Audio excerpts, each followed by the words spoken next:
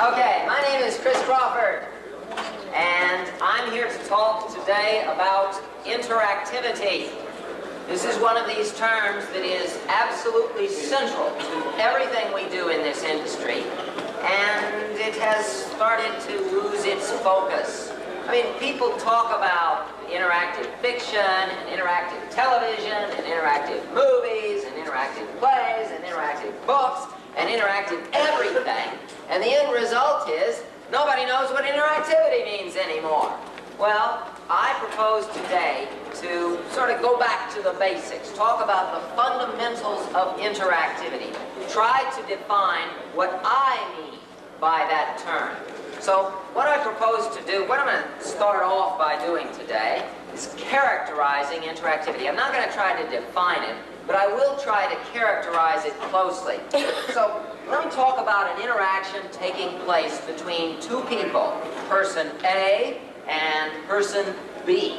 Now, the precursor to an interaction between these people comes when person A communicates something to person B. He says something. He makes a face at him. He punches him in the nose. Somehow, he transmits some kind of message to person B. Now, person B's side of the interaction is composed of 3 steps. Step 1, he receives the communication from person A. He listens to what he said. He sees what he did. Somehow that transmission comes in to person B. Step 2, he thinks about it. The little wheels start to turn around in his mind. He meditates, he contemplates, he considers, and he develops a reaction to what person A said. Step 3, he expresses that reaction back to person A. Now the tables are turned, and person A is the one who receives the communication from person B. Now person A thinks about it and develops a reaction to what was said. Now person A expresses that reaction back to B. Now B receives the communication and thinks about it and expresses back to A. Now A receives and thinks and expresses and receives and thinks and expresses, receives and thinks and expresses, and back and forth and back and forth and back and forth and back and forth. And this is what we call interactivity. Now, there are a number of elementary observations that I'd like to make about this process here. The most elementary of which is it takes 2 to interact. I mean, you can't interact with yourself. You gotta have 2 people here.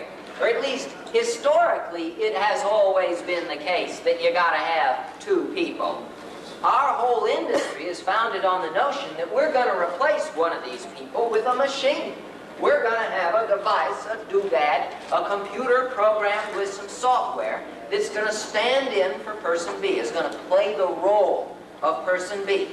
Now, what are the requirements of this technology? If we want to make products that are going to have good interactions, what do they have to do?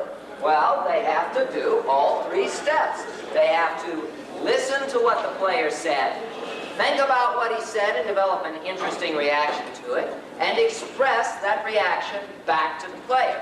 And it is vitally important that our computer or our game execute all 3 steps well. It's not good enough to have just one of the steps done well. You've got to do all 3 of them well if you're going to have a good interaction.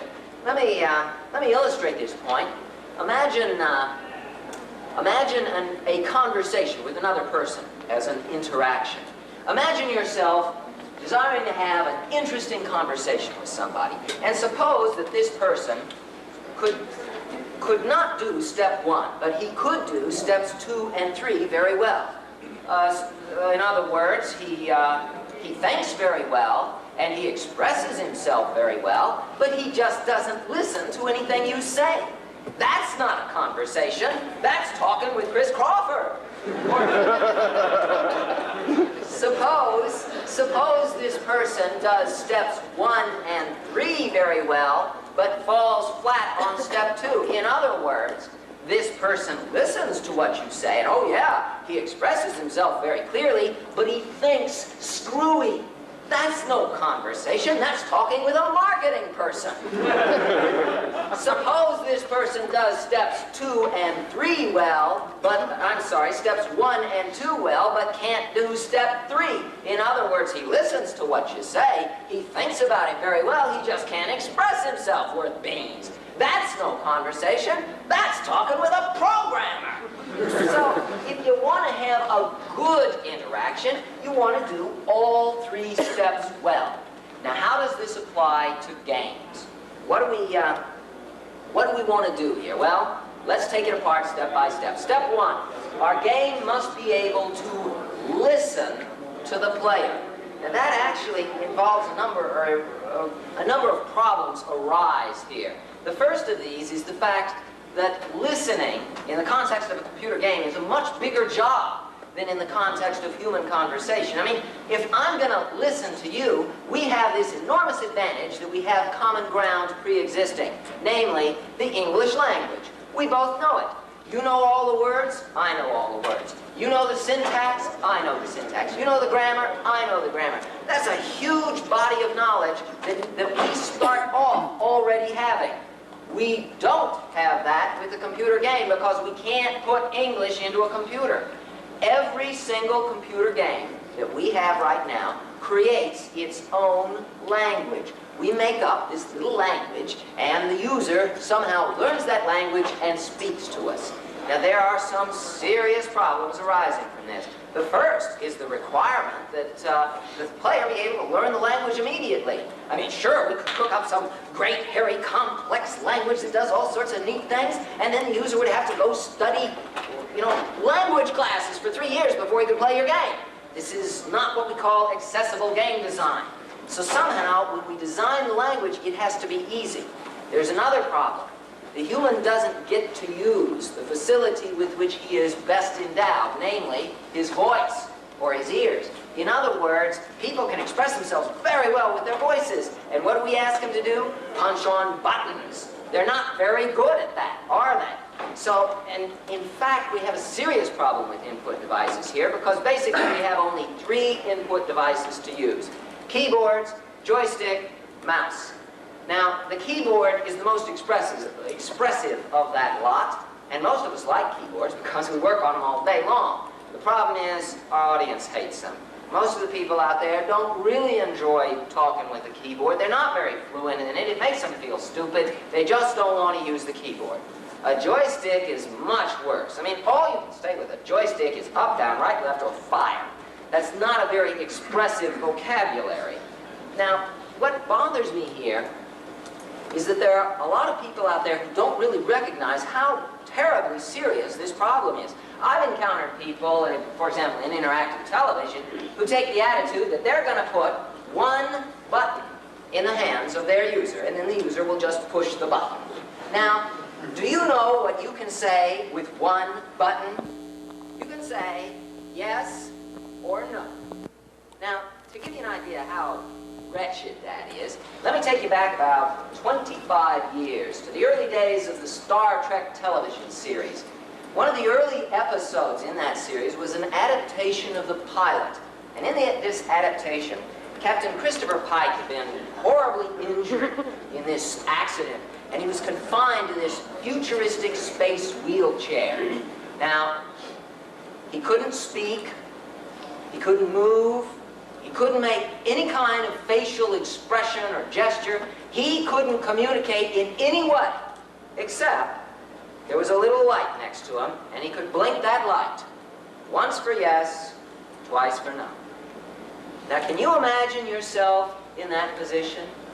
Can you imagine yourself trapped in that wheelchair, never being able to speak, never being able to express yourself to your friends or your colleagues? Can you imagine how miserable your existence would be? Yet that is precisely what those people propose to do to their players. That's the wrong way to design a game. No, we want to have an input device that lets the user express himself. We want to give him a big, rich, broad vocabulary that lets him say a lot of things. Now, the best device we have to do that right now is the mouse. And it is therefore incumbent upon us to somehow push the users into using mice. But this raises another issue, software. A mouse is the most software-intensive form of input device, and that creates some more problems for us. Because you see, most of us wear two hats.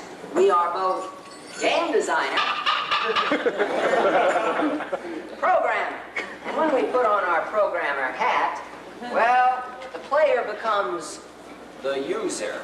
That's a different animal entirely. The user is a bull in the china shop of our program. He sits he comes into our program, starts snorting and pawing at the ground, and then he starts looking around for trouble. And then he thinks he sees a flaw in the program, and he throws his weight against it. Ah, yes. Imagine what they're thinking there. Bang, he does it again, and bang again, and he starts breaking out of the program, and finally the little flaw becomes a crack, and then the crack becomes a break, and he tears out into the operating system, he crashes the computer, and he blames us for it. And it starts to change our attitude. We start thinking about users a little.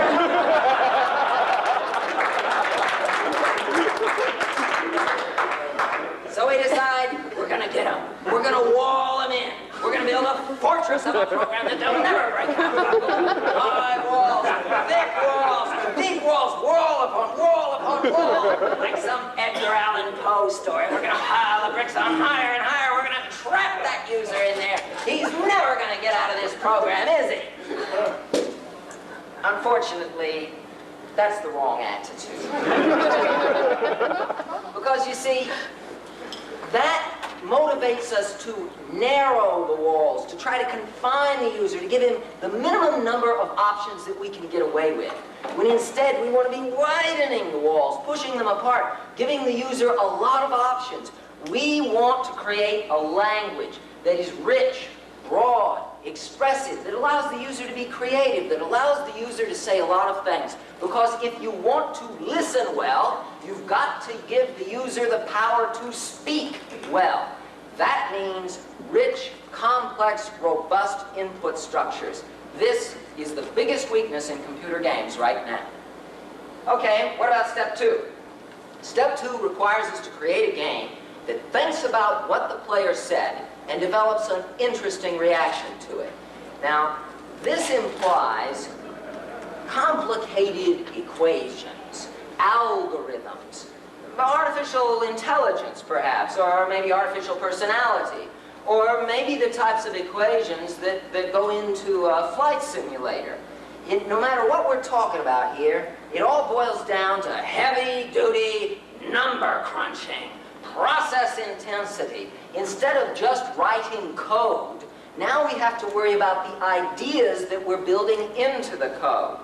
This is going to be considerably more difficult, and there are some people who who reject this notion entirely. I know one guy who said, "Chris, come on, you don't need all those complicated equations to make a good game. I mean, you can have an interaction with a refrigerator. I mean, you open the refrigerator door and the little light inside turns on. And you close the refrigerator door and the little light turns off. And that's interaction." And you know, he's right. That is interaction. The only problem is, you don't see millions of people standing in front of their refrigerators.